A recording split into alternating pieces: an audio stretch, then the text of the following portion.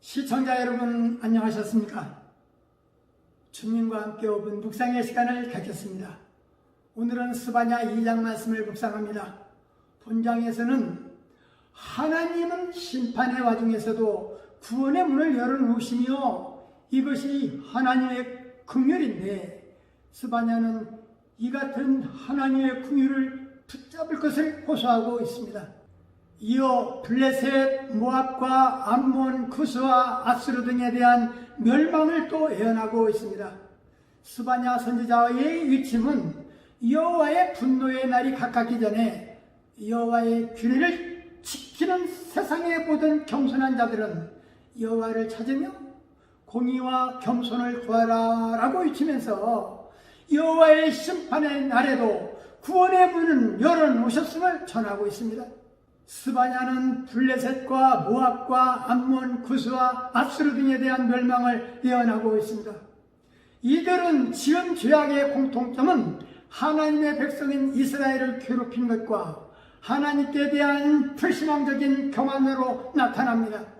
한편 유다의 심판과 이방민족의 심판 간에는 분명한 차이점을 언급하는데 이방민족은 하나님의 심판으로 완전히 멸망당하지만 하나님의 백성인 유다는 공의의 심판으로 그 죄를 징계당하나 회개함으로써 다시 회복되어 하나님의 사랑과 언약의 신실성을 보여준다는 것입니다.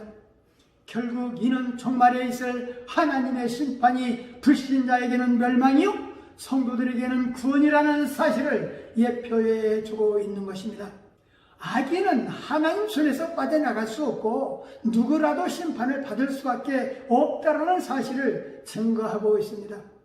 그들이 이런 일을 당하리니 교만하여 스스로 커서 만군의 여호와의 백성을 회방하리라. 여호와가 그들에게 두렵게 되어 세상의 모든 신을 쇠잔케 하리니 이방의 모든 해변 사람들이 각각 자기 처소에서 여호와께 경배하리라는 것입니다.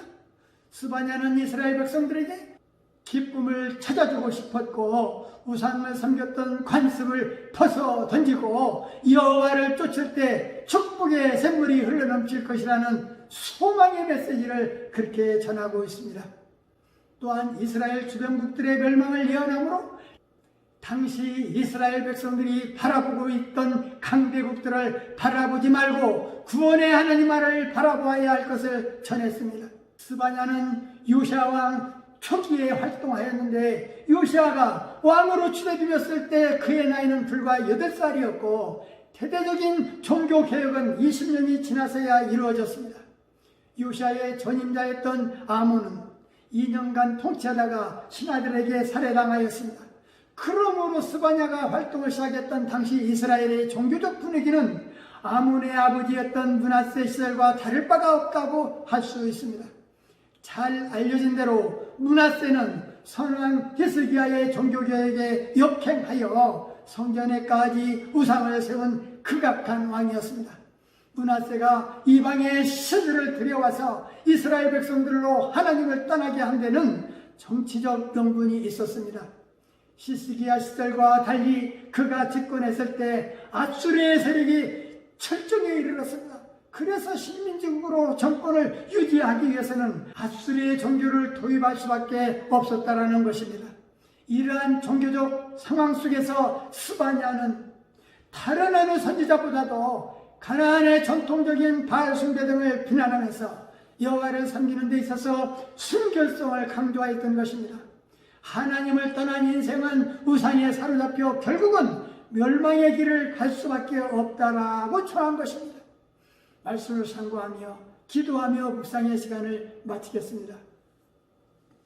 좋으신 하나님 아버지, 스바냐 2장 말씀을 묵상하면서 여호와의 규례를 지키는 세상의 모든 겸손한 자들아, 너희는 여호와를 찾으며 공의와 겸손을 구하라. 너희가 혹시 여호와의 분노의 날에 숨김을 얻으리라 하셨습니다.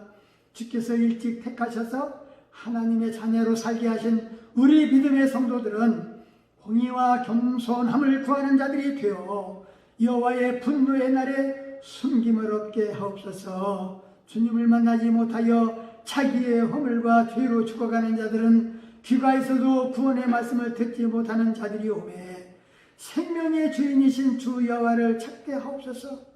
저들도 여호와의 분노의 날에 숨김을 얻게 하셔서 모든 불의에서 떠나 공의를 심어 인애를 거두게 하옵소서. 예수님 이름으로 간절히 기도하옵나이다. 아멘.